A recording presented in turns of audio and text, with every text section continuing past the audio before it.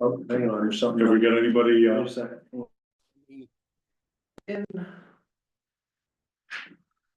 We're not, something was not coming on. okay, any agenda adjustments? I do, but hang on, you're coming back on. Let me go, I got it go. Those we got meeting now, hopefully it's gonna work. We're good, sorry, it gets finicky. We do have an agenda adjustment. I'd like you to consider adding 3.1, because I made a mistake in putting this together. Last meeting, we had said, MSI come in and chat with you about that line extension, and they're here, so if it, at your pleasure, if you'd add an item 3.1, is that acceptable? Yeah. You don't need to vote, it's not an action item necessarily, so. Thank you. And apologies to you guys. No, Not getting it right in the first place. Okay, any public comments? Don't be that many. Yes, I'm Jerry Thrun, I'm the co-chair of the Morristown Conservation Commission. I'm here as a private citizen. I'd like to ask if trustees are aware of the zoning bylaw 485.5 about blasting within 200 feet of any street or property line, and how that might affect your concerns, whether or not you have any concerns, because they're MSI, I don't know if you are part of the industrial project, but their plans show blasting within 200 feet of the easement line that you own. Easement line is like a property line. Mm-hmm.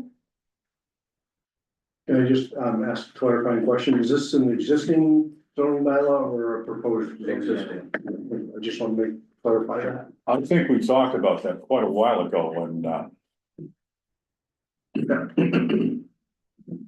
Dave was, head of the electrical department, because I remember him talking about having to change poles and insulators and everything else. But I think that's about as far as the That's correct. discussion went. David and I met with MSI early on in the process. I don't even remember who would MSI, but we had a discussion about the fact that they wanted us to look at their plans and see if there were gonna be issues with where septic systems went, roads went, those sort of things. We didn't specifically talk about blasting in that discussion that I recall. Generally speaking, we talked through with them what they could and couldn't do near and around that facility and our facilities, and generally speaking, at least in my experience, and again, we didn't talk this over with MSI at the time, but usually you develop a blasting plan. If you're gonna be closer than a certain amount of feet from certain infrastructure, you do inspections and do those sort of things. It's a pretty normal thing with, and I don't know if that's what their plans are, I've not talked to them about that specifically, but if they're gonna be real close, usually if you're near a foundation or a pole or things, you would normally, inspect it pre and post. From their perspective, they're protecting their own back to make sure that they know what was there before they blasted. And for the people that have the inspections, you have some surety about what was there. Again, not something we talked to them about that I recall. We talked about other infrastructure, possible impacts, and as you said. I remember Dave We talked about. expressing concern about the old style insulators on those poles, Correct. and that they probably wouldn't stand up to the blasting. Right, and we had talked with them about some poles that would have to be replaced and some insulators that would have to be. That's the main replaced. transmission line. going through Correct. it, too. Sub-transmission, correct. That's my concern. Yeah, so we did talk to them about that. It is a main Yep. transmission line, feeding the town, and, it needs to be protected. Got it? So that's what, I just want to bring that up and, see what your concerns might be. It sounds like you've discussed it and you've taken what appears to be the measures that you think would be necessary. And so that provides some comfort.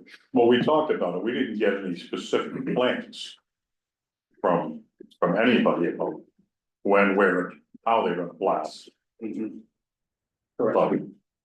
I have one thing I would share if you would like with regards to this. I wasn't prepared for this but there's one thing I can tell you, which is that you don't have an easement there. And one of the things that we've agreed to do as part of this project is both establish the easement and widen the easement for you. and restrict what will go under the easement. Correct. That's accurate, that's accurate. So we have a right to be there under Vermont statutes. We have records that we paid for the line to go there back in 1906, but nothing got recorded and there's no documentation about how wide it was when that line was constructed. And then in 2011, the legislature made clear that you have a right to be there if a line exists.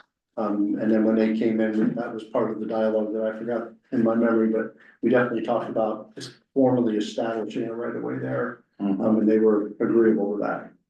So then what you have is a right of way, that's, Well, easement, I don't remember what we agreed to. I mean, presently what you have. Right now, I would say in that entire line, we have a right to exist and a right to maintain. Based on, and again, I'm not a lawyer, so you have one in the room, but. And the right to protect it too. Yeah, right to maintain it, right to protect it, we have all those rights, but we don't have a defined width of property that is classified as a right of way or an easement under Vermont statutes, as I understand it. Is that fairly accurate from your understanding? I think that's safe enough. Okay, well, that's, I'll leave that one go. Okay. I have a question on item number 8. The $3 a gallon per day water allocation fee. Is that something that residents will see, or is that something for new connections? That's new connections only. New connections only, correct. I have a question on item number 6. Water system ordinance on page 5, number 4 on page 5.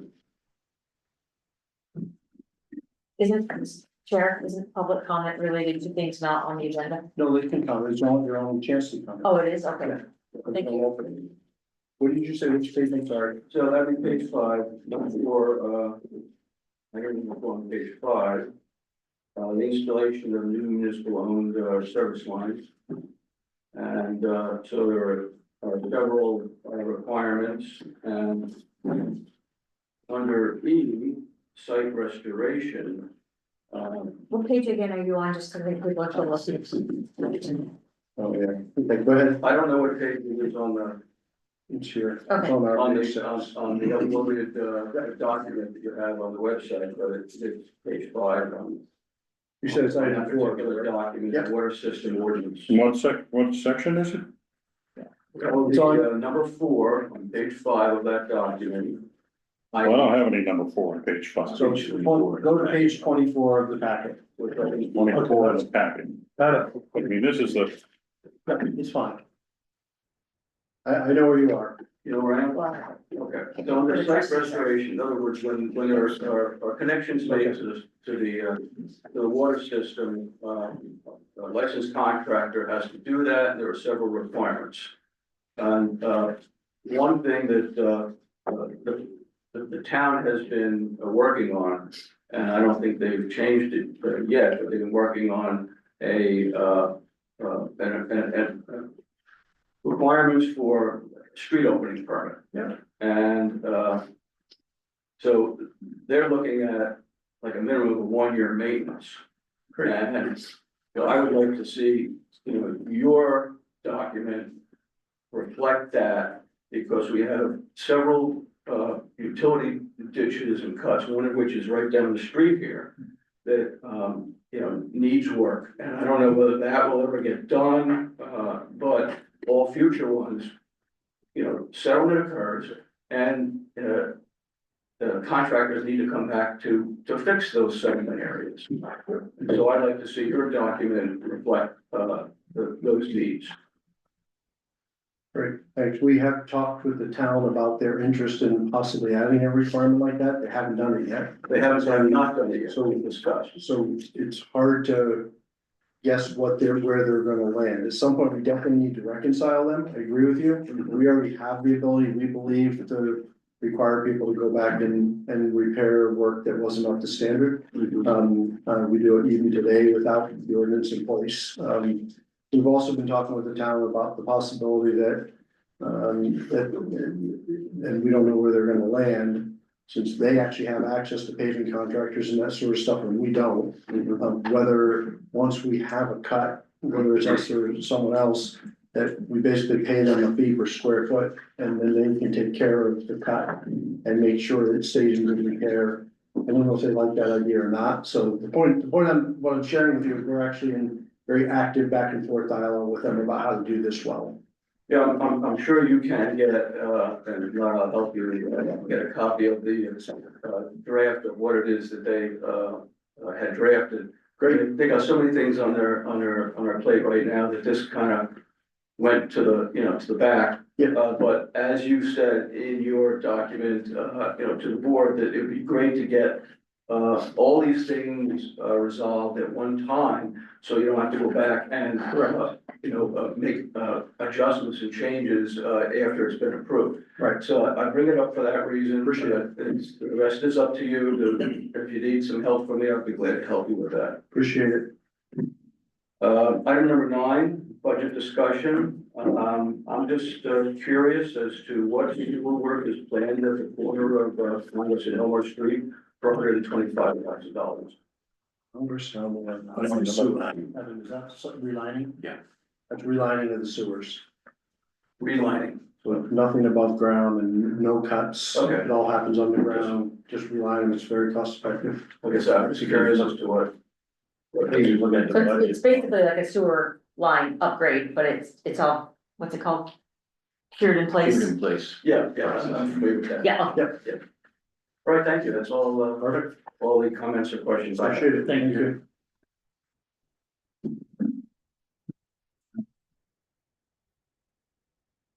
Okay, do we have a motion to approve the minutes for the last meeting? 3.1. Okay. Item 3.1. The water line, I promise. Yes, thank you. So this is Ben Adams. He's our new property manager, not new, he's been there for a while, at Sunrise Development in the side. And we've been working with Kevin on this, and you folks expressed both reluctance and concerns. We just wanted to kind of get an idea of what those might be. And if it centers around the thought that this would be used for additional this, that, or the other, I think that's something that we can actually fairly quickly is not the plan and probably not realistic, but we wanted to get a handle on what it was about this that made you folks reluctant to do this. it's outside the village. What And can we we're start pretty with, much- what's the this, Jim? I'm sorry, I wasn't here, I guess. Do we, We're talking about extending the water line across the street, the village water line across the street at Katie's Falls Road somewhere, I'm not sure the exact same place. And then hooking up 3 services and running them 1,700 feet up Katie's Falls Road. I read that. And, it's outside the village. They have extended some lines outside the village in the past, which I thought was a mistake. Because most of the problems we've had with sewer lines and BOD has been by people outside the village, outside our jurisdiction. And we have limited resources. There's a lot of development that can take place in the village.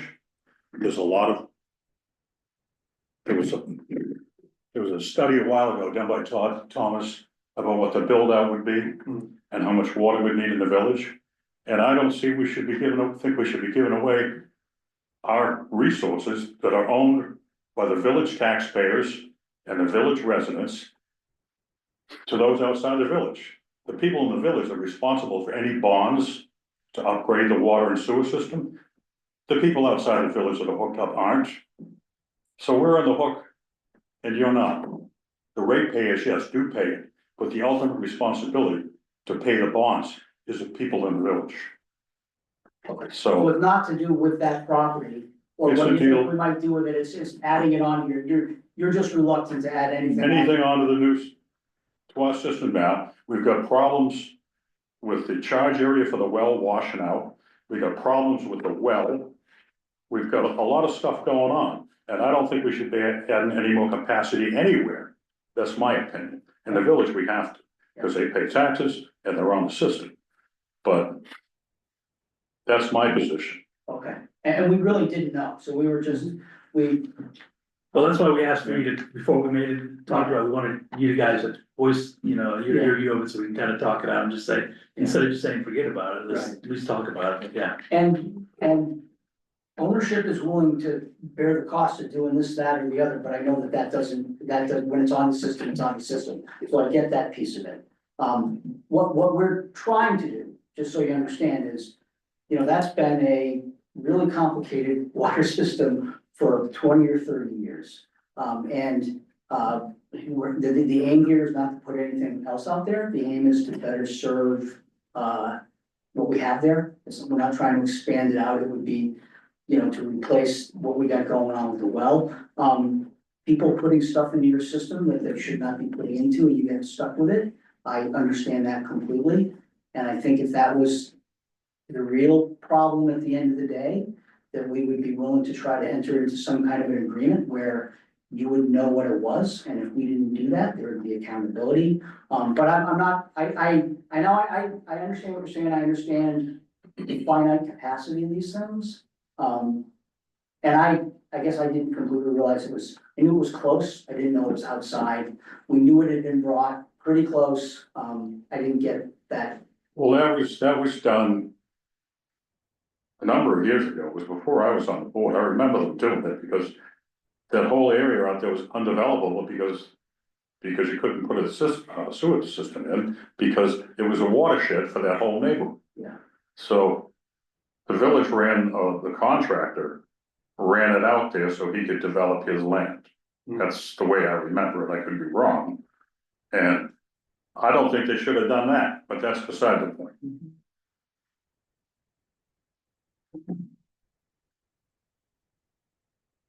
So, yeah, you folks gotta do what you need to do with your resources, we've made this thing work one way or the other, Well, we'll take your suggestion or your request under advisement. okay. And the land out back cannot be developed, huge, I don't know if huge chunks, but chunks of that cornfield have been pledged for prime ag mitigation purposes for LaPorte Road. So we're looking to better serve that footprint. We don't have designs beyond that or another shoe to drop. And I don't know if that changes things at all, but that's, and that's something that would be committed and could be committed to as well, if that makes a difference. We've taken your suggestions under advisement. Okay. Jim, question, so is the water system you have now, it's a well system that feeds the 3 properties That's and correct. it's failing? I can speak to this a little bit. So we've had the wells tested and the systems are super saturated with manganese and it's very difficult for our residents down there to function. For example, the water's not potable. One of our employees lives in that little blue house right at 2127. And he takes home a couple of 5-gallon jugs of water from MSI very regularly. His partner can't wash their clothes or buy anything light color because it stains. And in addition to being able to serve him and have good potable water for Rocky, who was my direct employee, we also have another residential tenant in the log cabin across the street. And the Waja farm is mostly just warehousing. We're not planning on doing anything with that. That's going to have substantial water or wastewater demand. We're really just trying to serve our residents and make this a better place to live.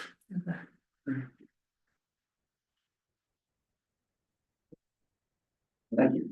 Yes, thank you. Yeah. Thank you.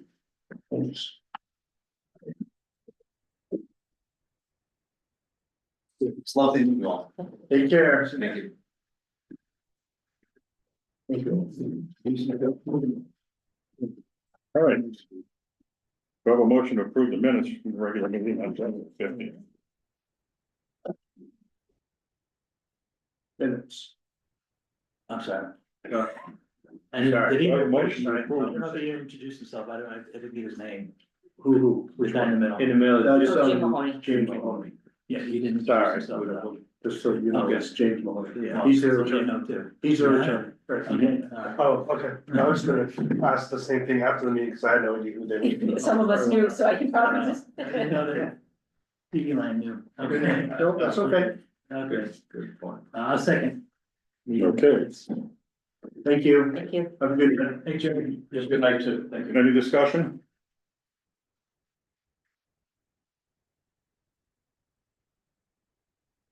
Yeah, I had. Oh, never mind. I highlighted something, but I saw you guys talk about it later on in the agenda, so I'm good.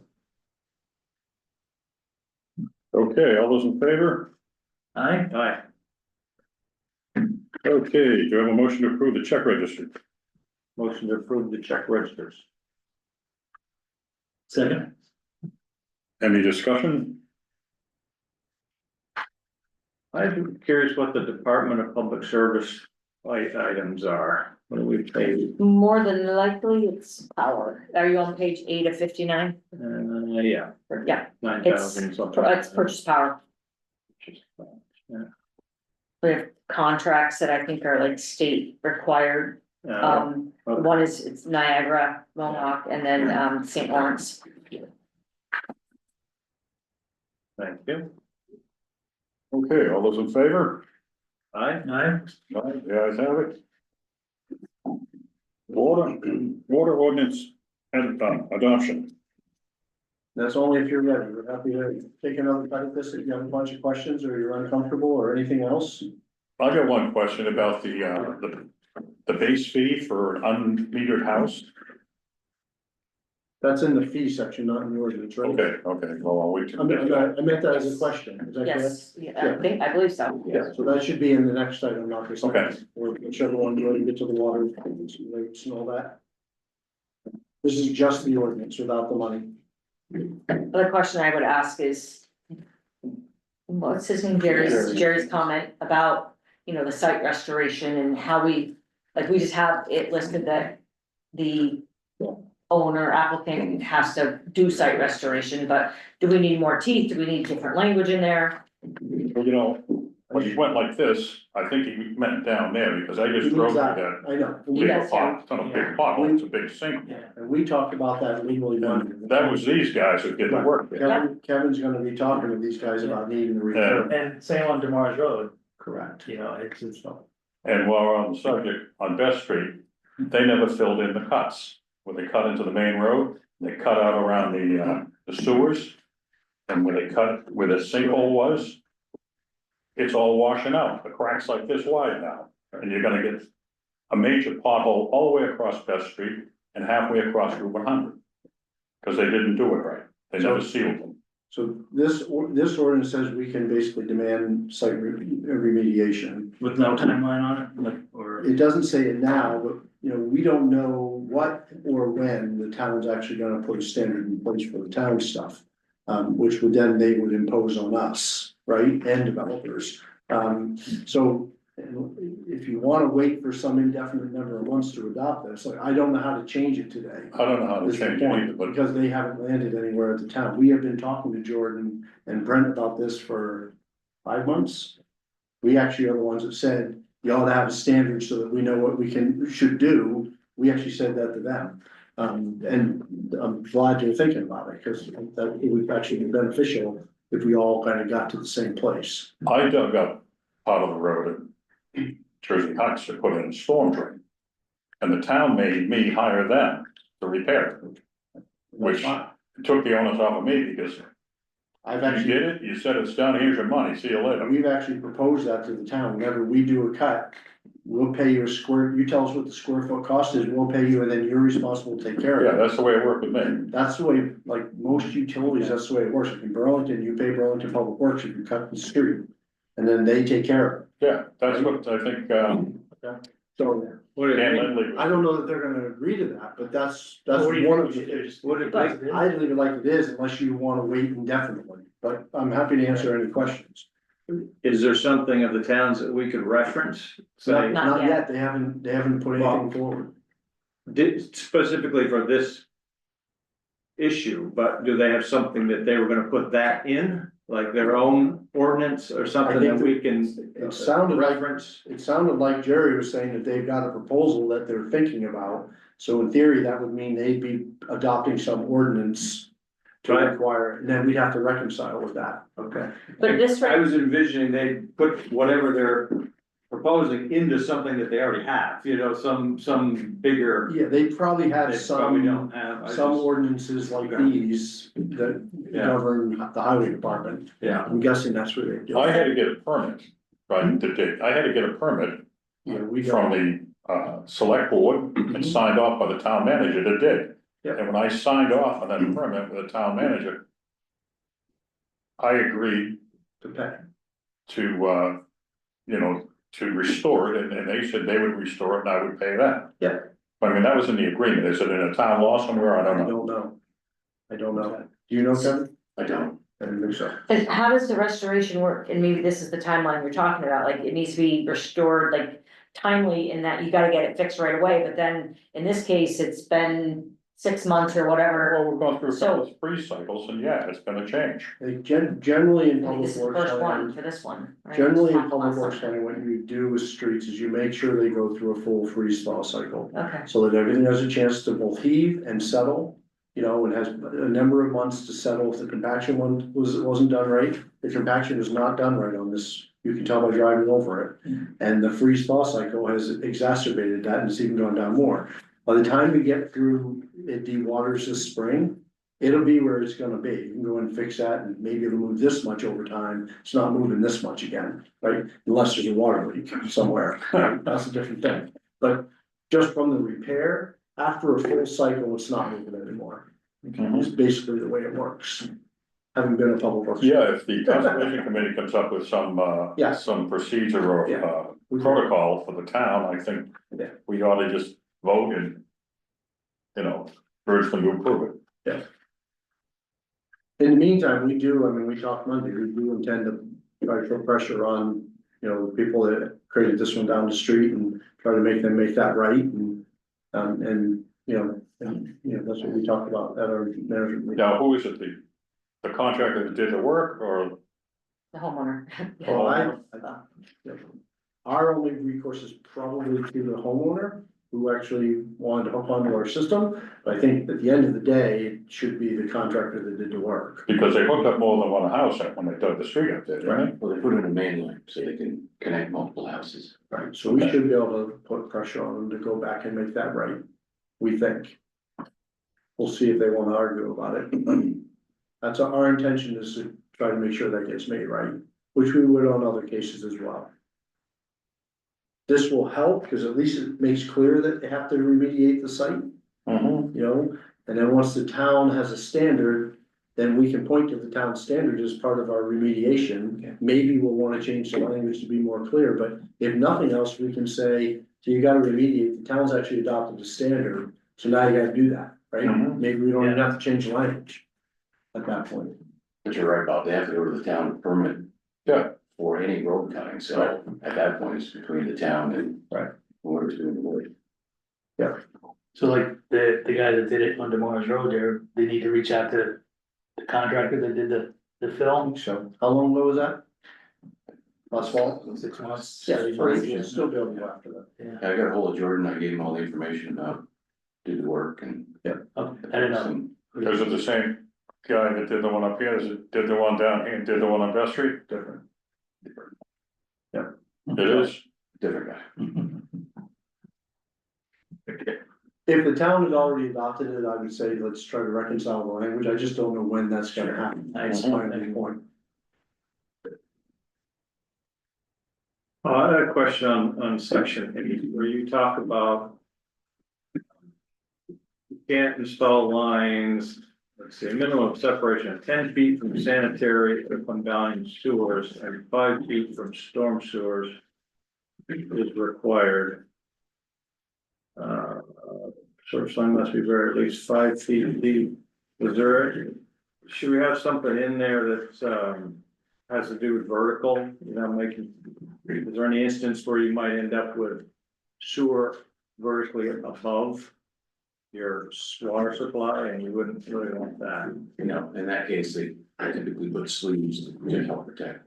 Water.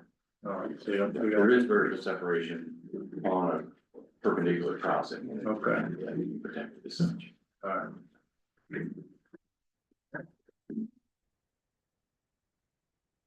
That's the only thing I have.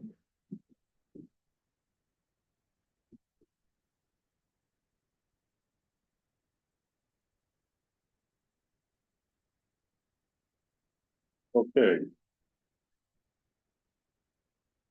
So what do we want to do with the, water ordinance, adoption? You want to hold on it tonight? You want to sit on I'm good with voting for it. it? Okay, do I have a motion to accept the, water ordinance adoption? I'll make a motion. Second. Okay, any discussion? All those in favor? Aye. Aye, the ayes have it. We need, the three of you to sign the signature page. Yeah. You want to just explain what happens next? Yeah, so what happens next is within the next 15 days, we have to post it. Per the state statute, I don't remember where that all is. And then it's from the time it's posted, it has to wait at least 45 days before it's in effect. And if there's no action by any member of the public in that time frame, then it goes into effect at the end of 45 days. The motion by the public would be to start a petition to require a vote. And then you an Australian ballot, at a special meeting of trustee, in the meeting. If people wanted to vote on it, so that's the way all ordinances work. Not specific to that, thank you. Is the timing as such, or would it not? I don't know if it would line up or not. Okay. I've been trying to do that. Okay. To be honest with you, I know where you're going with that question. What I was gonna ask, is it gonna line up so that if it would be an Australian ballot in time for the village meeting, but yeah, he knew what I was gonna ask, and it may or may not line up properly, so we might have to have a special. Yeah.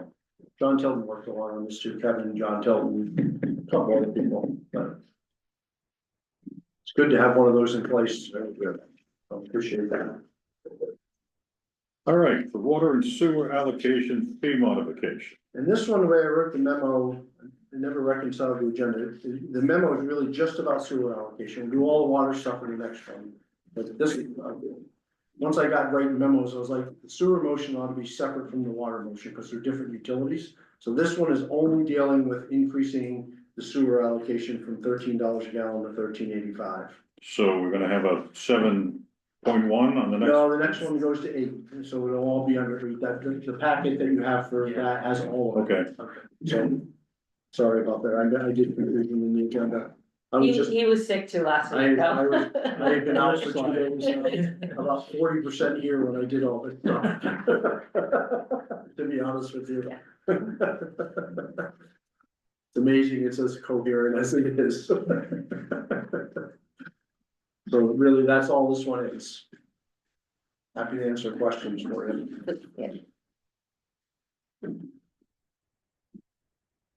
I guess where does the number come from?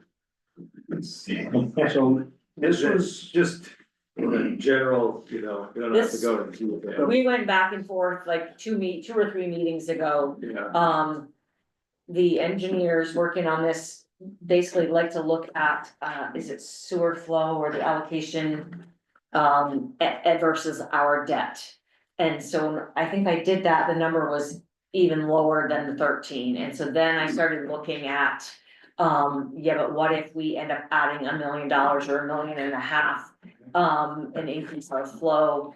And I think this is kind of where we landed, that it would be 13.85, and. But to your point, and I think you made mention of this, like we need to document exactly how we came up with that for the Yeah, purpose yeah. of going forward. Because there's some question of, it's been $13 for many years. And if you take the 13 to the 13.85, over the number of years, the inflation, it's not really the same. But the 13 was truly arbitrary from years ago. but that was. Put money aside for the projected improvements. You just said Correct. it's handling the debt. That isn't the purpose of to handle the That's debt. just the way the methodology is done. according to the engineers. Part of the reason we were okay not following it precisely was because we know we're gonna have improvements that are needed. So we tried to find a middle way, is what we did. For better or for worse. Because when the engineers had kind of done some See, my position is, studies, the people coming onto the system that aren't on here now, they're gonna be the reason we're gonna have to expand the place. Correct, And if we're collecting funds from them, we can use those funds. correct. What I'd like to do before we update it again, and Kevin and I had started talking about this, Penny, a little bit, is understand what the next upgrade to the plant looks like. You know, in another 5 years, we should start thinking about the 20-year rehab, because most sewer plants you rehab every 20 years. Replace old pumps, replace old valves. Yeah, but this is maintenance, that That's is maintenance. expanding the But plant. then the next bite of what do we have to do to upgrade it? We know that, you know, if we wanna unlock that next 150,000 gallons, Aldrich and Elliott just told us what they think has to happen, which is we need to add some additional phosphorus treatment.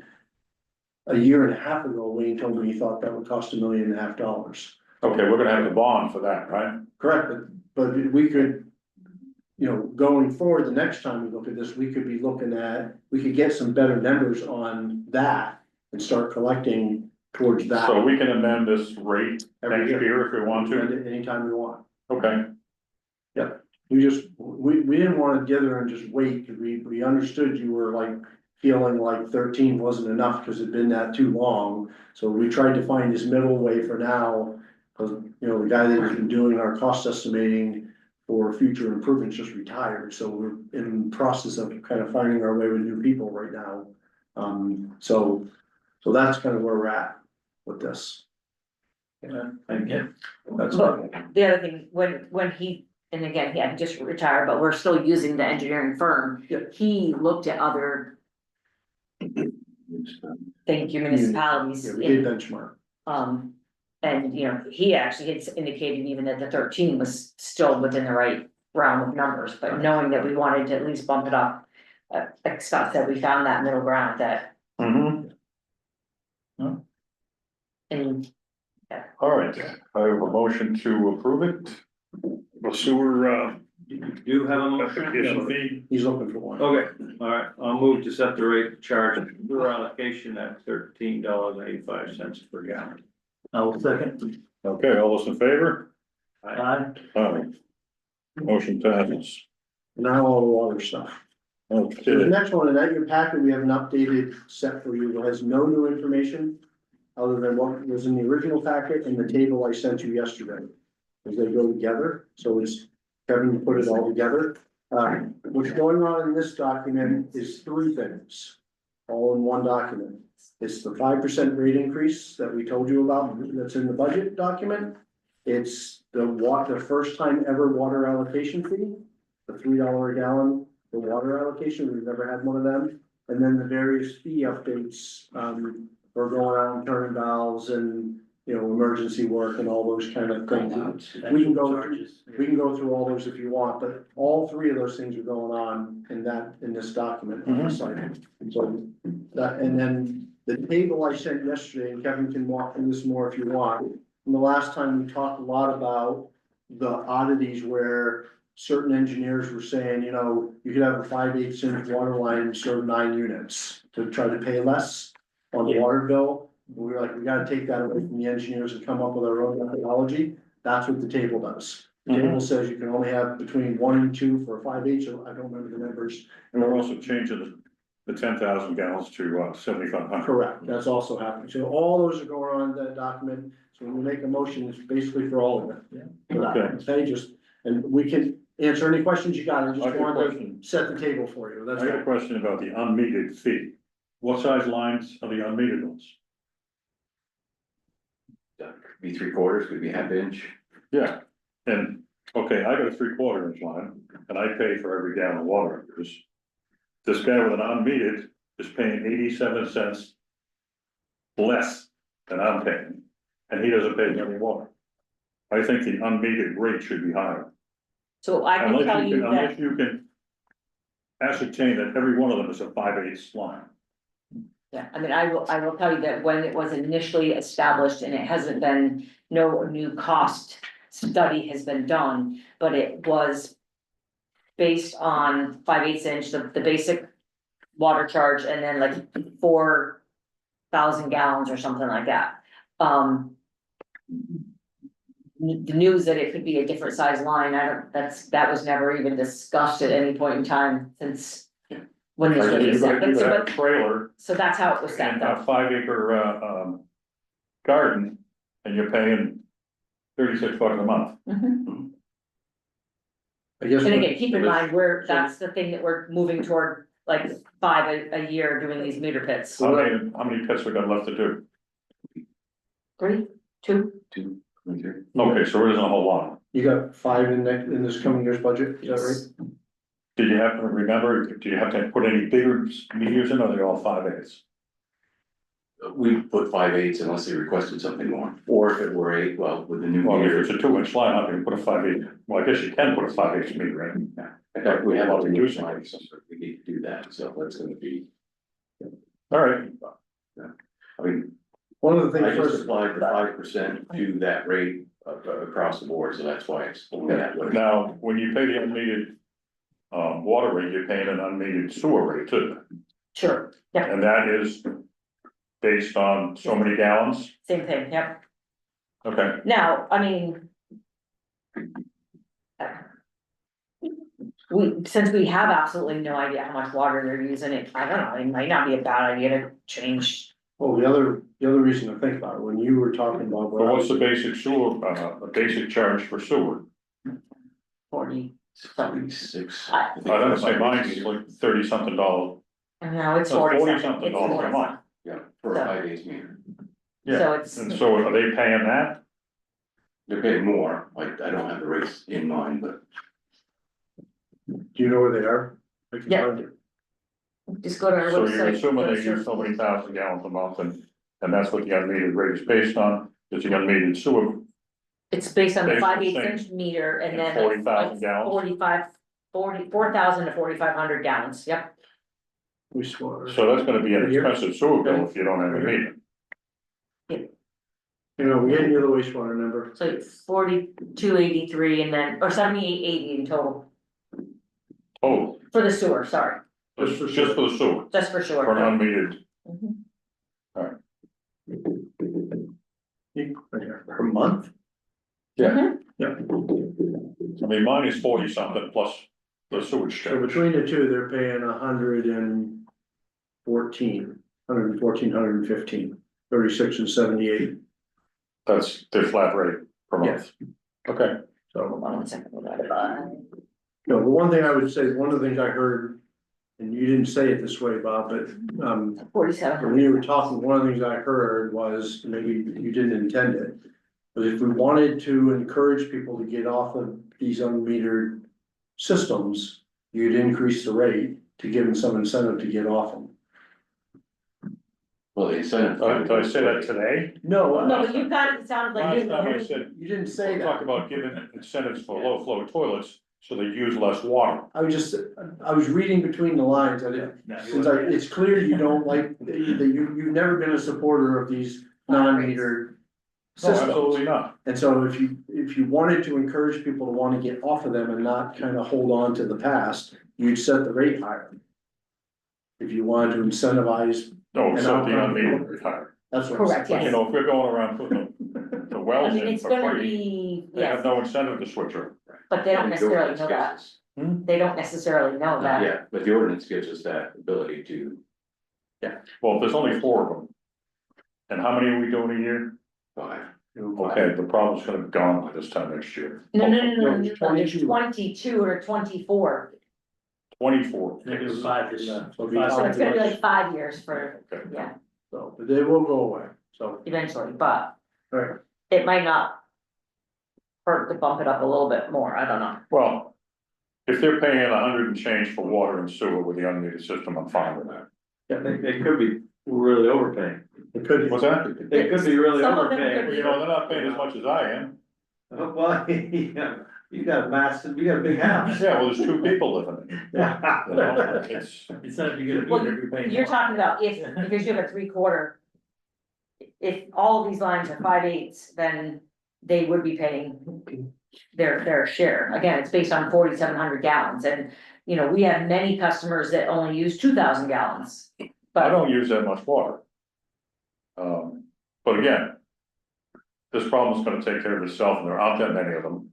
Yep. And I thought they would just like paying a flat rate on the sewer too, which is what our flat rate is plus our usage. And that's totally out of whack, but you're not doing that. Right. You're charging them, what, 70-something dollars? 78.80 and then 30. Yeah, that's fine. Yeah. And 3606. Okay, anything else? 114 and change. I don't get the $3 per gallon per day thing. I'm probably just. It's like the sewer hookup missing charge, something here, but but it it's seems for like water. a lot. it's like it's to pay for the infrastructure in the town, the village. So, So as an example, on the sewer right now, it's 13, well, going up to It's 13.85. But it's 210 times 13, so it's like $2,730 for any new sewer hookup. What we will be doing, I assume it's gonna be done the same way, 210 times 3, they'll have to pay $630 for every new Yeah. single family okay, unit. So it's every new unit. alright. I was just So wondering. if gonna you be- build a 10-family house, you're gonna be paying that times 10. And And so we If you one only time, have one. so one One-time time, fee, when you create a new unit, and we haven't talked about, but I presume you're gonna ask Penny to create a reserve fund for that, to put it aside for future Yeah, exactly, that's infrastructure. what we want. Same as we do with. We're gonna have to drill a new We well. never talked about that, but I've always assumed that's what you want us to do. I assume we do it the same way you do it with the sewer. Exactly. Yeah. I assume that's what you want, I don't, Mhm. I don't think you need to make a motion for that, but. Yeah, they will have to. Oh, If it's going to be restricted funds, which is Okay. what it will be, then yes, they will have to make a motion that, We'll have to do that. Can Correct. we do that now or after we approve it? I would say after you approve it, but, Approve it first. or, yeah. Okay, do I have a motion to approve it? And this is all the pieces, the 5% rate increase. Yep, I'll make a motion to move to increase water rates by 5%, create a water allocation rate of $3 per gallon per day, and adopt other fee increases as described in the attached materials presented. I'll second. Okay, all those in favor? Aye. Aye, the ayes have it. If you wanted to make a motion to direct staff to create a water reserve fund, that would be fine. Okay, can I have a motion to take this water hookup fee and put it in a reserve fund for future infrastructure improvements to the water system? So moved. Second. All those in favor? Aye. Aye. Did you hear that, Larry? So we just did that motion, okay? I know you're talking to him, so I want to make sure. Yeah, cause I just, this meter sizing thing, I think really belongs in the ordinance, I just, not in these, but I'll let you Worry about that one. the next time. Okay, Okay. yes. Okay. Number 9, 2025 water, sewer and electric budgets. You want Penny to walk you through what she's changed since last time? You got helpful? Yes. Okay. Okay, I know everybody else can remember it all, but I can't. it's fine, the last time's electric budget wasn't, That's what it looks like. Water and sewer hasn't changed much. yeah. That was the one that was put together real quick, I did find a few little issues, but I got those fixed, and as part of the conversation, we reached out to DEPSA and they gave us an updated, load forecast because we had seen, increases in our power usage in 24 compared to 23, and their initial projection for 25 was going to actually decrease the load. So we chatted with them, they gave us the new updated load forecast, which then I adjusted the revenue forecast based on those sales. The other thing in the revenue, I increased the projection of the rate increase so the rate increase is 16.33%. The first draft, we proposed 14. This draft is proposing 50. We really don't know where we're gonna land. I do know that Johnson and Orleans got 100% of what they requested. So played a little less conservative and bumped it up 1%, and honestly, some of that was to try to help the bottom line. We don't know where we'll land, we won't know probably till June or July, to know what the number will be. It might be premature to ask this, but power purchases should go down this year, No, no, even with the Katie's Falls running? Well, that'll help with Katie's Falls, but we're actually hitting new peaks that we've never hit before in sales, like this January compared to last January is more than 10% higher in Well, sales. it's more than 10% colder too. I don't know, it's not that different. Well, if you look at my oil bill, you'll see the difference. And all of 2024, we were up 4.7% in Mhm. sales over 2023. So, heat pumps are going in, people are doing stuff. I don't think there's many EVs, despite what the world will tell you, but I do think we're actually seeing a lot of heat pumps go in, because our peak is going up more than our sales, and you can't really you're not gonna manage your heat pump for peak, so, and they turn on during the peak, because it's always cold during the peak. so to clarify, the load, I know. Yeah, So that's the all- load itself, The new growth is doing it, so. the power analyst at absolutely, like, calculates what our projected load will be, so, I mean, and then she's aware of what we might or might not have for hydro, and I don't recall what she put in, but, I had her put Katie's Falls in running all year. Are these, is Katie's Falls, are they both on the line now?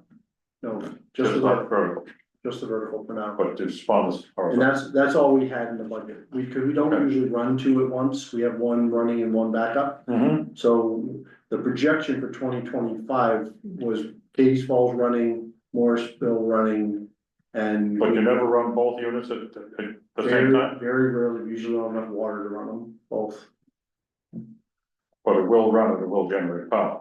The horizontal. Not yet. not yet. Okay, We have to fix the fence stuff. But, so to your point, Bob, the power costs are going up about 900,000 okay. for 24 versus 25 Because budget. our load is up. Correct. A few other things that we did, we removed some of the studies that we had put in, that were in the IRP. We're gonna just delay them and or maybe hopefully at some point we can get rid of them potentially, but IRP is, Integrated resource plan. okay, so we took $55,000 out for that. We took approximately $40,000 out of the expense labor, because, the labor itself is gonna be used in the capital spending, like Rusty's gonna have the guys working on, the rest of the, I don't know if it's still 3319. 33. Yeah, and some other projects, so, banking on that, and then to help with cash flow itself, we removed 180,000 out of the capital spending for pole replacements. I think, the last draft, I think it was like over 500,000 or something like that in pole replacement. The engineering study for Pratt Reed, we also took out, that was 51,000, and that, we took it out, mostly based on potentially the delay in electrification that, we might not need that quite as soon as we initially thought. Our system engineer originally said we'd probably have to do that project by 2036. And then if we had immediate massive electrification, if the clean heat standard had gone in place, he thought we might need it by 2030. But the legislature's definitely not passing that this year, so we felt like we could move the beginning of that engineering at least 1 year to help the budget work this year. so what's the lead time of the components for the Probably 2 years, 2 years, so? and maybe worse with tariffs in place. We were hearing about that today. The impact on electric rates will be less about the cost of buying the power from Canada and more about the increased cost and availability of components, because most of the electrical equipment has components from both Canada and Mexico. Just a question.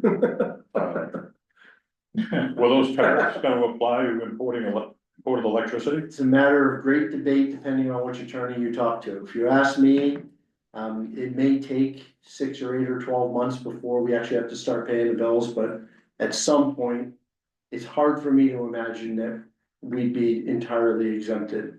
But my quick back of the envelope math is it probably equates, if for just buying electricity from Canada, probably equates to about a 1% rate increase. Not nothing, but, and the way I get there, we have a contract for 5% of our load with Hydro-Quebec. And we probably get, depending on the minute of the day, you know, on average, 5% of Hydro-Quebec and Ontario power through the spot market when we're on the spot market. Mhm. So if you have a 10% rate increase on 10% of your power, it's 1%. Right? Okay. So it's not a lot on that front. What folks in the know are warning us is availability and pricing increases on all the components, since China, Canada and Mexico are all heavily involved, and that's where the tariffs are going. And we have a contract with them, so they can't just arbitrarily shut it off right now. They probably couldn't shut off the 5% that we have. That said, the Premier in Ontario has said that's what he intends to do. Mhm. And if Parliament directed them to turn it off as a matter of national security, could Hydro-Quebec tell the Canadian government to go you know where? I don't know. I don't know Canadian law. I know they're not too happy with us right now. Yeah, so I don't know, and I don't get worried, even then, I'm not really worried about the power. Where it gets challenging is that the tariffs don't bother me on the energy cost. What would worry me is if, like, what the Ontario Premier has threatened to just turn it off. Cause there's enough going into New York from Ontario and when New England needs extra power that we can't generate here. They buy it from New York, which includes a whole bunch from Ontario. So if that shut off, even New England would get hit by it. And then if Parliament in Canada directed Hydro-Quebec to shut it off, it's a lot of Vermont's power and it's a crap ton of New England's power. Yeah, During rolling blackouts like that. we're all blue states, so they really won't care in Washington. Well, the thing is, if they did, so yes and no, this would be through, in my opinion, from Maine down to Pennsylvania, out to Illinois, Minnesota, and everything in between. Mhm. Cause you gotta get out to where the states get all their power from the big hydro dams out west before you're not using Canadian power. All of those states from Minnesota east are bringing tons of power across the border. So there's red states and blue states in the mix, so it's not just the blue states tucked in the northeast that would be there, thankfully. It would get painful fast, is the point. And everyone says, well, we'll just turn on more natural gas generators, but for the last 20 years, we've refused to allow a permit to increase the size of any natural gas pipe in the United States. And that's why we already have constraints on natural gas. Because the first call for natural gas is to keep people in Connecticut and Massachusetts warm, goes to home heating first. So you can't get more natural gas to come in, and you have to order a tanker of LNG 8 months in advance to get a tanker of LNG to show up. So if you haven't ordered it yet, it's not showing up till August or September. Cause that's how long it takes. Cause you have to get it from overseas, cause you can't get it from the Gulf of Mexico, cause none of the tankers down there comply with the Jones Act, so they're not ships built in the United States. Yeah, the only Jones Act LNG ships, the American built LNG ships have all been scrapped because it's Right. so old. I know, so, And when that industry gets started, I worked in an LNG ship and we used to sit in Arzou, Algeria for 2 months in the wintertime because there was no demand for gas. so, It's pretty crazy. that's. I worked for a company when I was in Georgia that had 3 liquefied natural gas sites, where Yep. they liquefy it from the transmission. Is that rare? Do a lot of states have those? No, there's not a lot of that company, I think, still exists in Vermont, and it's doing business in certain places that don't have, natural gas availability. So there's only a couple of places where they could liquefy enough to load a tanker. One was, one in Texas and there's one in Lake Charles, Louisiana. There was a port in, Cove Point, Maryland, but that was only for imports. Right. And in Everett, Massachusetts, that's only for imports. And Everett, I think, is in the process of shutting down. last I heard. They don't come to the dock anymore, they're loading at a floating station offshore, I think it's like 25 miles out. Yeah. And it's piped in, My understanding is eventually they're shutting down because Mystic is shutting down and that was their customer. yeah. So. It's, so yeah, there would be impacts. The cost of electricity, to get back to the question, sorry, I went so far afield, is really the least of the impacts is the point. If that, who knows, still delayed 30 days, maybe it'll totally go away. We don't know yet, right? And I don't know if it's still the case, but when I was working in the LNG business industry. When you put gas in a pipeline, Lake Charles, Louisiana, and shipped it to Texas to, I think it was to Florida. The Florida Citrus Association had a couple of power plants. Once you put the gas in the pipeline, the price was controlled by the Interstate Commerce Commission. Mhm. And whoever worked at Panhandle Eastern then really didn't know that. And then they found out they were shipping it to Florida for less than it cost. So I mean, that's, they stopped doing that, now they export it. Yeah, that's right. Yeah. We've only had a few calls, at least the customers I've talked to, which have only been a few, not even in the building. I've told them, like, the least of your worries if tariffs go in place on energy is gonna be your electric bill. You're gonna be looking at gasoline, all the commoditized, your home heating oil, your propane, your gasoline. If tariffs go on those, the price increase is not rational to the tariff increase, because they're commodity markets. Electricity is regulated, so we can't profit off of an increase in price. It's that other, and it's not that the local fuel oil dealers will be doing it purposefully, it'll happen to them. The big spikes happen in the middleman world, we're in the commodity market. Well, we had a big spike in the last 3 weeks. Well, yeah, but we haven't seen anything yet if it really I goes. mean, the price of home heating oil went up, I'd say 65 cents. Gasoline went up 10, so. Oh, my gasoline went up like 30. I'll do it, all right. I test over here at Maple Fields. Well, you use high test. Well, cheaper than buying a new catalytic converter. I know, I'm just giving you crap. Anyways, getting Okay. back on subject here. Okay, so then some other changes, the new accounting system, we just split the cost over the 2 years. That's one to give us time to determine exactly what accounting system we're gonna have, and if we did go with a more expensive one, we wouldn't be paying for it all upfront anyway. And then finally, to get an influx of cash, originally, when we did the 2024 budget, we actually had a couple projects that we were going to go out for a loan for, and we never did, so we have that in this budget projection to actually borrow for a couple projects from 24, as well as a few projects in 2025. That's all on the electric budget. Page 43 and 44 shows the revenue, the expenses.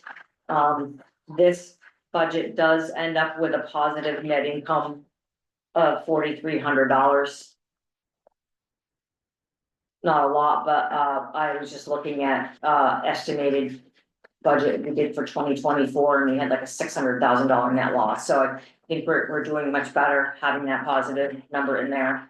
Obviously, if the rate impact is swayed either way from the 15, if we get the full 16.3, we'll see better numbers. If we don't get even 15, we'll see worse numbers, but. And then if you turn to page 45 of 59, again, this is just the cash flow. I did, for this draft, I put in a separate document, which is page 42, which just shows all of the different capital projects. For the purpose of this cash flow summary, I just kind of summarized it to show that the projection is a little over 1.1 million, of which some of it will be financed and some of it will come out of the operating funds. So with this and with the influx of the borrowing for 2024, we could end up with cash positive for the year of 76,000, and for the end of year, about 230. One thing to note, this budget does assume that we will be using the transfer dividends again. We did that in 24. It's in the neighborhood of $400,000 or $500,000. Historically, we have flowed them back into our Green River CD. But I mean, again, that's like I think it's about $500,000 ish. And so since we have historically moved that as restricted money, when we vote, if you guys want to vote on this, we would make a special note that recognizes that we are using that. Good. So that is the electric, I don't know if there's any questions on the electric budget.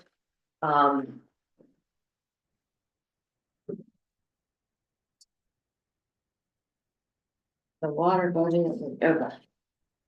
The water budget, I think there were very minimal changes. I had moved some payroll allocation around just a little bit between departments. Changed the start of the new position. I think before it was, if it was January 1st or February 1st, I moved it, I think, to April 1st or March 1st. And then I did find a slight formula error, so we ended up the year with a positive net income of 64,000. And again, this does include a 5% increase effective April 1st. And then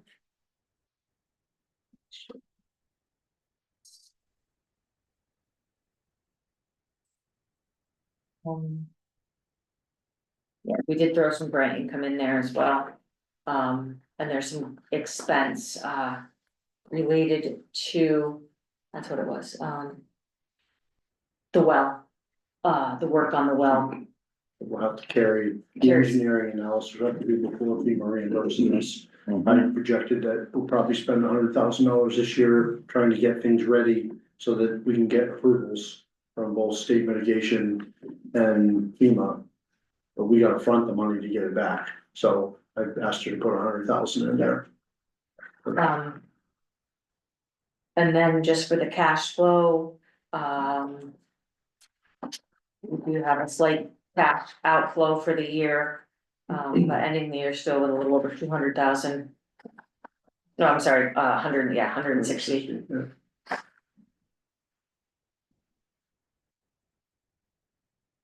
And then finally on the sewer, same type of thing, we just had some payroll allocation moves. And for the sewer department, we end up with a net income of 120. Almost 125, although I did throw in, because we've historically, year over year, gotten some reserve allocation fees, I did put up estimate of $100,000 in there. No rhyme or reason, just pick that number. So, without that number, it'd be about $25,000 net income. This budget does not assume any type of increase this year. We felt it, right now we're cash positive with this department, so given the increase in the electric rates and the water rate, we figured we'd take it easy on the customers.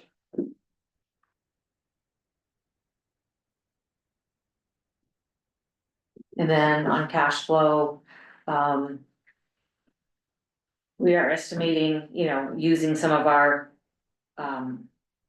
restriction funds for the Jersey Heights, the portion that's not gonna be granted or bonded. But we do, as of 12/31, we have almost $1.7 million between operating cash and, or no, that's just the sewer allocation fund, sorry. So we have 500,000 in operating and 1.7 in the sewer allocation fund. And do we know how much that pumping station is gonna cost you? A ballpark? We're getting final numbers. The last number I heard was like 1.7, and we've asked them to update it again so we can finalize numbers.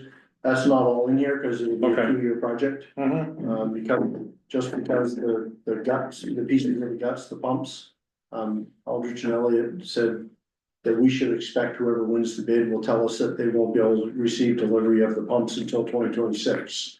So they'll do a lot of the site work and get stuff ready this year, and they'll spend some percentage of the money, and then they'll have to come back sometime in 2026 and actually put the whole thing together.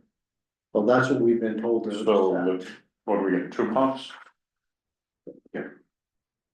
So, yeah, so we put, and we've really just guessed, we basically split the money in half, we put half in this year and half in next, we're not gonna know until we get the bids in and talk to the winning contractor, honestly. So that's what we did.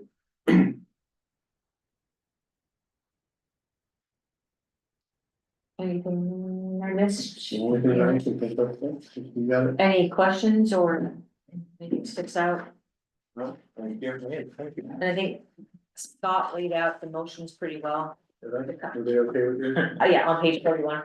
And you can choose to like, approve these all as one set of budgets, but just, again, I asked that you recognize the fact that we will be using the transfer dividends, and then, for the purpose of the borrowing, we will have, at a later date, whether it's the next meeting or when we decide to actually do the borrowing, it will be within the next month or so. We'll have another vote on the actual borrowing, but the loan officer mentioned that it should be at least listed that we anticipate using borrowing. Anything else? No, okay, can I get a motion to approve the water, sewer and electric budgets? I'll make a motion. Do we need to read Yes, the please. whole Yes, thing please, and because thank you. some of the stuff that's Yes, in please, and there- thank you. Sure. What page is it on? It's page All right. 41. I move to adopt the budgets as presented for the water, sewer, and electric utilities of Morrisville Water Light. This includes recognition that the electric budget includes expenditure of Vermont Transco dividends for 2025. Further recognizes the need for electric borrowing for capital projects that were completed in 2024, sub-transmission and sub-3, and to be done in 2025, pole upgrades and hydro improvements. We need to add that little. Nope, that was, That's it? that's it. Okay. You second that? I'll second that. Okay, all those in favor? Aye. The ayes have it. Thank you. Thank you all. Okay, moving on to other business. Um, The service quality and reliability plan. Yep, you've got both December, the last quarter and year, and these are just things that the state requires you to be aware of and see, you don't take any action. We meet all the standards, and so that's good news, so meet our reliability meets the goals we've set for reliability. And of course, we should be trying to make that better over time. I noted that, my eyes are on the duration one, because well, the rest of them, we kind of crushed that one, we're getting close to our goal, in terms of how long the average duration is. So it's just something that I'm thinking about, and I haven't started really talking deeply about it yet, but, we might be up for a grant that we talked about at Vepsa today for some money that came to the state for enhanced reliability, and if we can get that, I want to target that on one of our most troubling lines, which I'll talk with Rusty about to determine which one that is. And things like, we have certain lines that are the trouble spots, right? Things can happen anywhere, but Rusty and his guys can tell you exactly where the big problems are. So if we can find some extra cash flow in the door, we'll tackle one of those, and that will help bring that number down. One thing I wanna add, and Rusty found is he was, cause he's required to report that this rule 4.9 is, the July flood that hit, Stowe. There was a section of our lines that they couldn't get to restore. It did not meet. By the- Ricketts Farm, No, this Lost was, one falls. Mossman's Falls. So We lost the whole entire road and our fusing point was in the river, so we couldn't get any personnel there until a day and a half. Yeah. Until the And- water subsides, we could get there safely. unfortunately, because it was just a smaller section of our service territory, it didn't meet the definition of major storms, otherwise we could have, exempted it from the calculation, so that brought that number up to 2.29. I don't know that we could have Well, done we're the still math. within But yeah, the range. yeah, Yeah, oh we're yeah, still in the range. we're under our target, and again, it's Just very, explain yeah, some circumstances that we ran into. Yeah. And that was one that we absolutely could not control. Well, I saw somebody working out in that field, I don't know. Rick's Farm is a farm just after Moss Glen Farms. I saw them working clear on the debris out of there. I mean, it was trees and stumps and it looked like a couple of poles are still leaning. Yep. Oh, There's some guy wires on one of them. We got guy wires on one of them. Mhm. We're trying to get with FEMA to try to get a remediation project on that one pole with the guy wires, and we'll see if we get any money for that or not. And do you have right to access from the Stowe Conservation Committee? We have accessed it. Okay. I don't know if Rusty's had a chance to debrief with David yet, now that David's back part-time. David had met with them on site before he left for a while, so we have been able to access it. I actually took FEMA out there last Thursday. And poor guy from South Carolina, it was 0 degrees and blowing, that was the You shortest. don't just sign off and you can go It home. was the shortest site inspection you've ever seen in your life, but he did walk all the way out to the pole and took a couple pictures and he looked at Kyle and said, I'm not gonna pull any measurements, what are the measurements? And Kyle told him some numbers and he was good, I wrote that down, let's go. Go for the pole. So do you think this FEMA shakeup in Washington is gonna have anything to do with our requests? I don't know, I will say it's making Penny's life a little worse because not intentionally, but I think, all of their employees are just nervous and therefore a little more prickly. Well, I just hope they don't have to quit Yeah, they might, but or put in for the buyout. we've noticed a different sense of tension and edge in the conversations with them of late. And I think it's got to be that, Bob. I mean, Okay. they're human, right? Yeah, it's a huge Oh, morale God. impact. Yeah, so we're trying to keep our cool when they're barking at us and not always succeeding, because I'm kind of done with the whole FEMA thing, to be honest, nothing to do with what's going on in Washington, just after 2 years and 4 events and just process the war that never ends, it's like so it's hard to continue to try to show empathy and compassion. Well, but we are. Just be happy we don't live in LA. Exactly, I agree with that, so. We're working on it, but no, I think we're doing good with SQRP, Rusty's all up to date on it. And, doing the paperwork now, so that's good, let that going, and this does matter to the state, I know we have to file it and we set the standard, but. There's no, particularly with electrification, people are putting in things like heat pumps and stuff, like, make no mistake, while we get to pick the targets right now. Over time, the state's gonna be pushing those numbers down, right? As as you get more and more electrified, your tolerance for how long your outage lasts is gonna go to 0, right? Over time, so we're gonna have more pressure on us about these numbers in the future than we have today. I will say, being involved in this year, that it is recognized that there's, I don't wanna say there are errors, but there can be a lot more stuff that can be recorded more accurately that will help our numbers as well. And we are actually moving with the line guys on what we can come up with for some better reporting and stuff during our major outages. Unfortunately, sometimes when you close things out and such, they tend to not get them all done at one time, and they're kind of short, so it shows that people were out of power for a longer period of time that really wasn't. So we'll work on that a little bit going forward and work on the accuracies a little bit better, which will correspond and make our numbers look a lot better too. Well, thank you, I haven't lost power in my house for years, maybe 10 minutes or something. That was scheduled, but. Knock on wood. Yeah, Get a storm coming tomorrow. Get that storm coming tomorrow.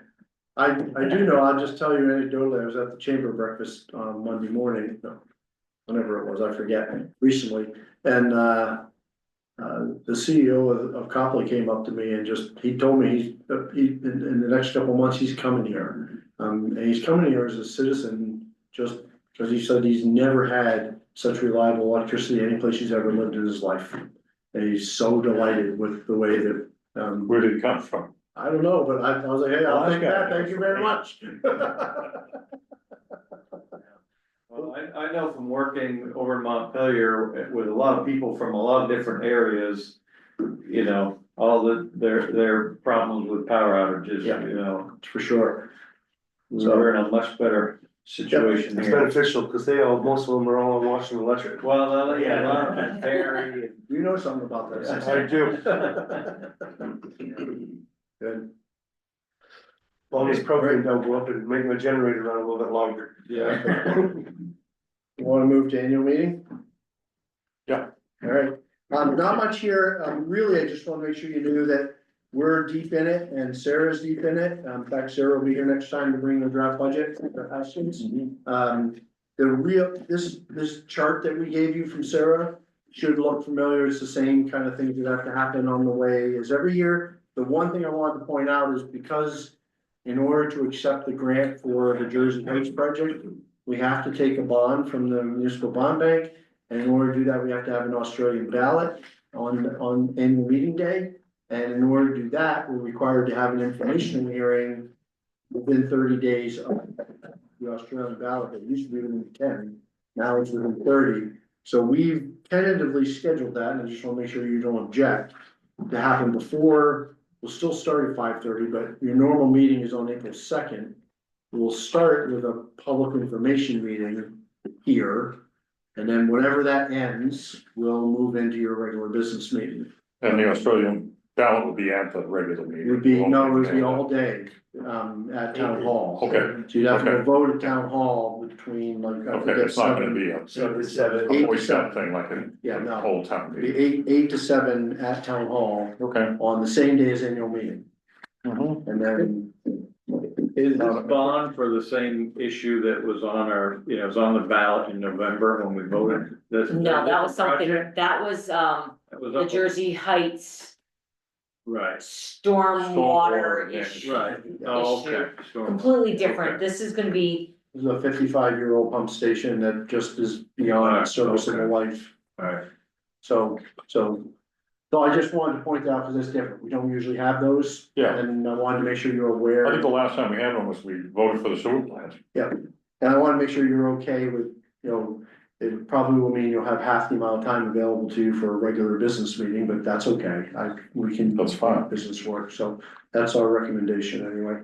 So the annual meeting will be on the 14th. Correct. Yeah. Correct. I think Bob, you're up this year, so. The reelection, if you're gonna run, I don't know if you're gonna run out, but you're Yeah, up. I'm probably gonna run unless I move. I always like to. Where are you gonna move to? Remember. I haven't decided yet. okay, somewhere warmer and cheaper. I really can't say, probably somebody cheap, someplace cheaper. But, Wouldn't be hard to do that from Vermont. what's that? Wouldn't be hard to move someplace cheaper from Vermont. Okay, and the Amy Wade Fund, if we wanna do a change to that, we gotta put that on the ballot, I do it at the meeting. That's a floor vote, I believe. We just have to, you'll have to decide, and we'll do that in one of these upcoming meetings. How much of the balance do you wanna put up for vote so that it comes out of the reserve and goes into your active account? Once it's in our active account, it doesn't mean you have to spend it in 1 year, it just makes it available to the control of the trustees. It's not like we're gonna move it to the special fund, we're just gonna move it within the Amy Wade. With any fund way, there's 2 categories, there's what's available for Reserve. you, and there's reserve that can only be taken back out of reserve by a vote of the annual meeting. Okay. So you just gotta pick some number that you wanna pull out. Mhm. If you do, last year you indicated you might want to. Yeah. And that's why I raised it. Now it'd be a floor vote, as I understand it. Mhm. All right, Good with all that? good with all that, management update. Kevin, we didn't put anything in for you, so I don't know if you have stuff you'd like to raise or not. Your crew wasn't here for the whole week, so I don't know what you could possibly report on. We got the bearing in Katie's Falls, and it's been machined, and discovered we have a leak in the vent dock. It's coming. Well, horizontal fence on. There's a leak in the penstock? That must be on the bottom. So trying to inspect it, but there's so much water coming through the gate. And those tubes that have to be welded, would have the penstock pipe to weld those, Say again, there's some tubes, those, there's starting to become a list, there's the draft tubes. okay, The need addressing, there's the drain valves, and now there's the penstock, and so we gotta come up with a plan to de-water the entire penstock all the way back to the head gates and inspect both tubes and. they don't have a common penstock, right, they're separate, they don't tee off. But at the surge tank they do, and that's where the leak is, between the surge tank and the unit itself. This has a separate penstock. So you're gonna have to shut everything off. So we gotta find a company that can come in and get a good look at it and fix it. Same divers you had last time? Never. Oh, divers? Will you need divers to do No, this? no, we don't. No. We just gotta get it dry, for one thing, so. So that's on the horizon now. John Tilton says that they've been in there before welding. Okay, So John apparently wasn't surprised. Is that right? No, man, the way things have been going with it. In my prior experience with Hardwick, we've had John Borden has gone in when we tried our penstock and our tubes in Hardwick when I was working there. John Borderman from LWI has done quite a bit of welding mhm, for those penstocks and tubes. So it can be done. what are the tubes made of? Steel plates. Okay, they're not any special oil alloys, so No, I think this picture behind Christie's desk that shows I think those are the actual keys. It's steel with almost like a cast iron covering. It's got this weird rough black coatings on them. All I can think of is a cast iron, the coating on a cast iron pan. And that's. it's like the mill scale, they just left it there? Yeah, it's almost got like a thick coating on. But it's not like something sprayed on, it's something from the casting. Maybe.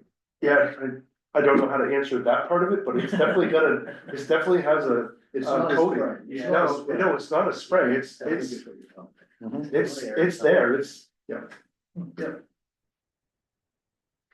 Yep, so we're investigating on that, but the vertical's running well.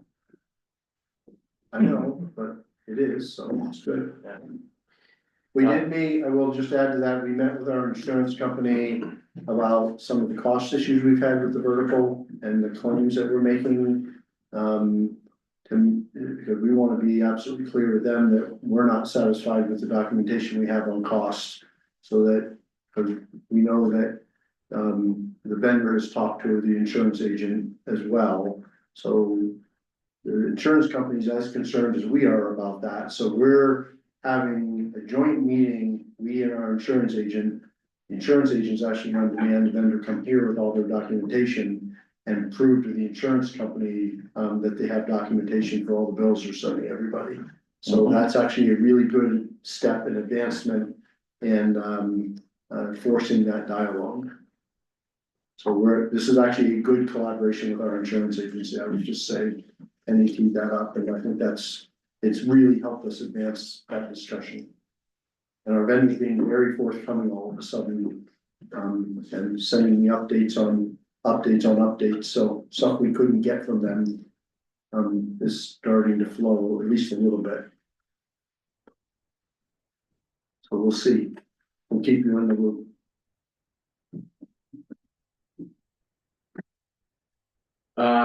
Water side, we had the leak on Washington Highway, we repaired, Monday, there was a leak in Fenimore Street, we worked with, Don to fix.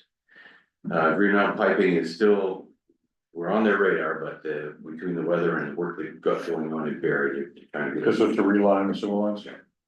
They've done the vectoring and the measuring and all that stuff, so. And how thick of coat do they put on? Depends on the OD of the pipe itself, but Okay. the bigger the thicker, and we've got a chunk, I think it was 24 inch we did down Main Street. It's in the, I'm bringing it. You should bring it in, it's pretty cool, and you can stand by. It's clean. Yeah, because they run it right through the manhole, a lot of the manholes are flat bottom, so they run it right through it, and then they cut out the top, so they kind of build an invert, so the stuff just moves right through those, they don't have other So they're physically running the new pipe inside the old pipe, they're not, it's not a coating. Right, yeah, no, it's a sleeve, they run down and then they inflate it with high pressure steam to activate the chemicals that are in there and it burns and. It's really saved us a lot. No digging, that's what I like. And a bunch of stuff at the wastewater treatment plant, the mixer, an SBR2, the decanter's got an intermittent issue that's driving everybody crazy, and, the mixer platform in SBR2 is listing a little bit, so we're just gonna do one of those and to replace it. I think you can see a hairline cracker on the bottom, I think water's getting in and soaking up into the insulation that's in there, so.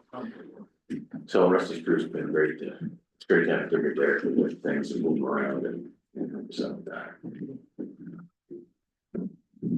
Not all I got. Thank you. I'm just gonna go to a long list, I'll just point out a couple of them, but we did finally finish a bigger project for LWI. We did a big power upgrade there for them. We've obviously had some outages around structure fires, we've had some trees on the lines in the Elmore area. Few more accidents down on the Stagecoach Road. That road is something else for broken poles lately. Which end? Stow end, The Stowe yep.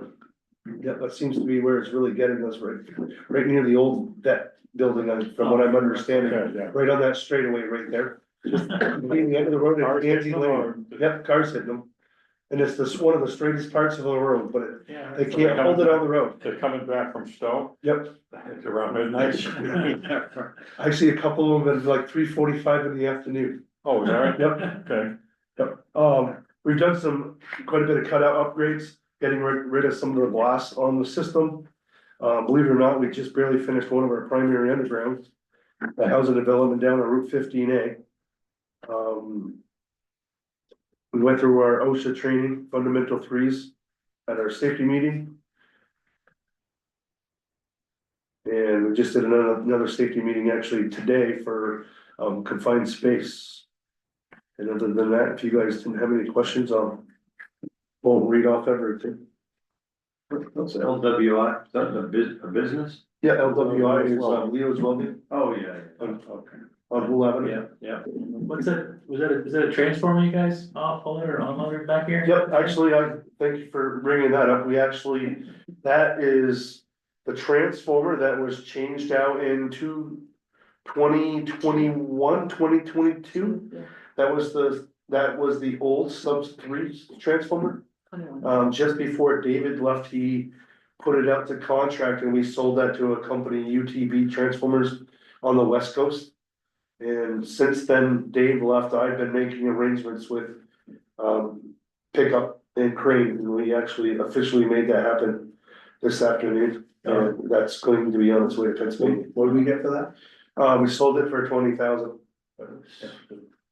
And it's of a type that we would never use again. Yep. And just the configuration of it. well, they're probably looking for anything they can get their hands on. From what I have an understanding, they're like a used car salesman. I mean, they bought it and flipped it, they're out west and they're bringing, I asked the guy where it was going, I was curious. It's going somewhere in Pennsylvania. Rather than having 20 grand, why not take the money? Because again, it's not one we'd ever use. Yeah. Doesn't fit our system anymore. Be nice just to get it out of the yard before it gets ruined. Right. Yeah. How much did the new one cost you put it on? The new ones, Yeah, of course, we're going bigger. I wanna say right in the 200 to 280,000 range if I. Yeah, I can't remember, it was. so it's expensive, really Yeah. expensive. So you don't give them away. Good, great. Yeah, substation transformers are very, Oh, so this isn't just for Leo's, no, it's just by Leo's. that was the substation that ran your house and that was the substation 3 right at the bottom of Morristown Corners. That was the original transformer that they just changed in 2021 or 2020. Okay. Yeah, the one at LWI is not the same one as out there. That, Okay. those are two different issues. Mhm. Cool. Penny, do you have anything? Not, I don't have much, just we've had a skeleton crew. We had to make our way through the online payment portal, transferring payments, cause we didn't have any cashiers to do it, but we figured it out. And then, last week, Monday, we had the meeting on the rate increase. We had like 4 people attend. There were a few questions asked. You know, one of the questions or comments made was, you know, why did you wait so long? And can you have these rate increases more often instead of like one big number at once? Oh, absolutely. Yeah, and yeah, I don't know if We weren't allowed to say anything. yeah, we didn't, yeah. We weren't here 12, Yeah. I wasn't here 12 Yeah. years ago. So, You guys were here, but the deadline for customer or anybody to intervene was, February 3rd, and nobody intervened as far as like the public comment or anything, so that's good. I spent some time last week or the week before answering questions, that the DPS had discovery questions. And they have a second round due to us next Friday, so. Any candidates for the office manager? I've had a couple, but nothing too exciting, so it's gonna be back out in the papers and it'll be going on Indeed. Yeah, we're gonna put it on. Any consideration to promoting some of the people you already have? I've spoken with one person and they're not interested, Okay. and then other than that, there's. Yeah. Right. Any real good candidates? All right, I've got my list that you have, I'll answer any questions on that, I've got a couple others, one is just that, looks like I mentioned you, we might start a DOE application for some hydro money and eventually starting to work towards a microgrid. In talking with the person we work with down in DC on that, she indicated that once she was both talking to Swanton and Enosburg also, and she said applications are looked at much more favorably in great collaboration. So we probably will join a collaborative of those 2 utilities, that's maybe Hardwick and us, and do a joint application, which both lowers our cost. But also apparently DOE loves it when people work on collaborative applications, you get lots of bonus points when you do that. So, and it would look, I think our first piece would not be, we'd have to build to it, would probably not include microgridding stuff, but it would be adding control devices in the hydros, perhaps changing out the blades to frictionless blades, and basically applications that would help us see increased production out of the plants we already have, because DOE loves that stuff. And by the way, that's kind of stuff in the executive order that our new president signed about energy. Hydro is on his list as a 2 thumbs up. Oh, is that right? So when all this stuff about what money's allowed to flow kind of sifts through and the rules come out, you should expect DOE to say hydro is okay, in these sort of things. So I don't have details for you yet. We have a first app, it's called a pre-app, which is usually not hard to get through the eye of that needle. That won't take a lot of effort. That's due later this month. And then once you get through that, then the heavy lift, to do the full application comes after that. So I expect, even though we probably won't hear about the pre-app till like April or May, and then you have a couple months to put it together. By then, whatever sands are shifting about what's going on with the Trump administration and spending should have settled out. And before we spend a lot of money on a grant writer, we'll probably know if DOE actually has any money to award. But the first piece costs very, very little to kind of get moving. It's at least worth that risk. Now, what's going on with Paul Nolan? Paul is continuing to work hard for us. We had our court case, our oral arguments in front of the DC court, about our latest appeal. If he was here, he'd tell you a 20-30% chance. We've always known it's a long shot on that appeal, because it's the appeal on whether the agency waived their right to issue a permit. So nothing about when they threw out the Chevron rule, nothing about that's come up yet. So the Chevron thing, according to Paul, he can't bring it up because it wasn't part of our case. Our original case. Right, our original case, but the judge might interject it. So that's the only reason he thinks our chances are as high as 20 or 30%. We'll see, and we'll go from there. So if we lose this first round, right? About the requesting that we delay our application and it didn't work out. Can we then appeal again with the Chevron clause?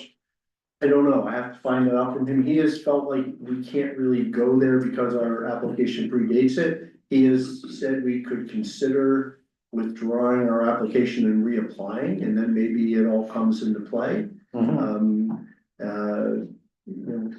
have to see about that. We're also, the other thing we're pushing on hard right now is EPA. We are a year and a half or more, maybe 2 years, no more than that, it was before I came here. The request we made to separate the applications, Morrisville and Katie's and Green River and Elmore. That's just an administrative FERC action. That was done when Penny was manager. FERC is still not ruled on that request. So Paul's putting together some heat for FERC to basically say, how can you be more than 3 years with an administrative request on simply separating the application? So we're also gonna bring some heat on that, because that at least lets us get surety about Morrisville and Katie's, so we can start rationally making more investments there while we keep fighting on the other one, right? So we are gonna bring some heat on that as well. What's the long-term plan on Elm? Just to give it to them, give it to the town? I don't know, I mean, I don't think we should own it, to be honest, there's no, we don't release water from it anymore, if we ever did. FERC believes that it was part of the release program. Well, it might have been at one time, yeah. Probably was, but we don't, so I don't. At some point, if I was the state of Vermont PUC, I would say any utility spends a dime. Working on dams that don't have anything to do with electric ratepayer is making them an imprudent expenditure. I wouldn't let you use rate money for it, I wouldn't let you collect. I mean, if we just pull the slats off the people in Elm, would be pretty upset. Yeah, so I think, giving it to the association up there makes a lot of sense. But you can't do that till we get it free with FERC. No one's going to accept a FERC regulated dam, right? Elon's gonna get rid of FERC probably too. Maybe. So, Let's see. probably just as well them go. So, but that's partly why, at least as Paul described it, and, part of the reason he attached Elmore with the Green River separation was so that we could get, the next step after that would be the Argo and Elmore, that it should be unregulated because it has no purpose. So that, but we gotta get through this administrative separation before we can make that argument. That's the point of that one. So. Yeah, and then the other thing I just wanted to mention is that, our bill, so it's related to the question you were just asking, but we asked our delegation this year to put a bill in to amend the water quality standards in Vermont to include small scale hydro as an intended use. Because everybody has told me, including the Agency of Natural Resources and the NRC, that if it was an intended use, we would have a lot more flexibility to actually use the thing, even Green River. But they just don't want it to be. So the argument has never been about the Clean Water Act, whether they want to. So kayak is an intended use, but hydro isn't. Correct, it is, that's why our permit says we have to go up there and release all kinds of water a couple times a year and damage all those poor microinvertebrates.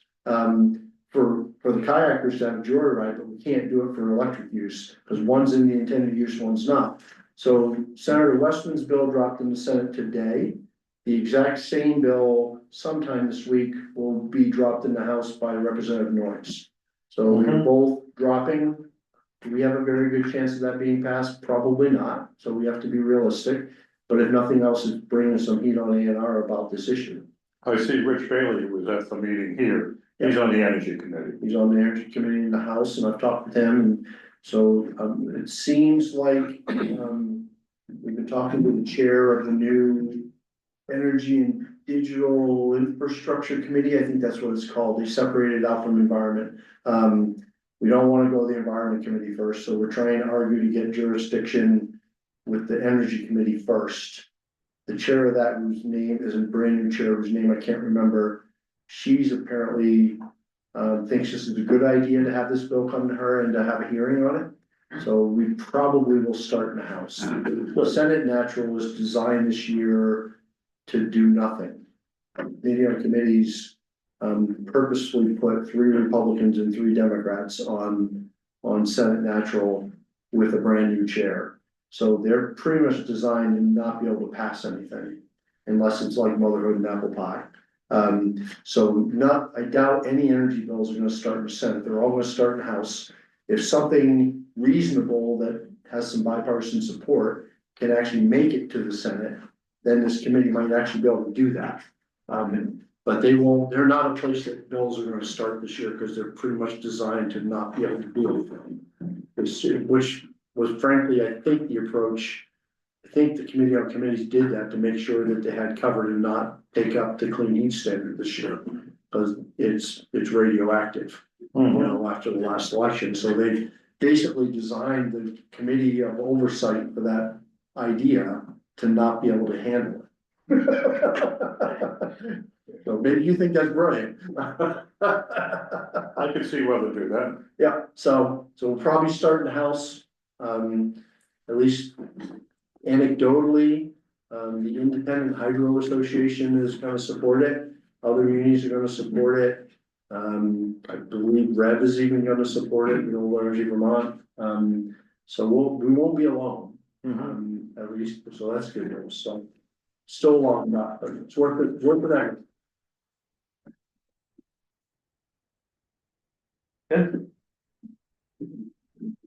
Anything else?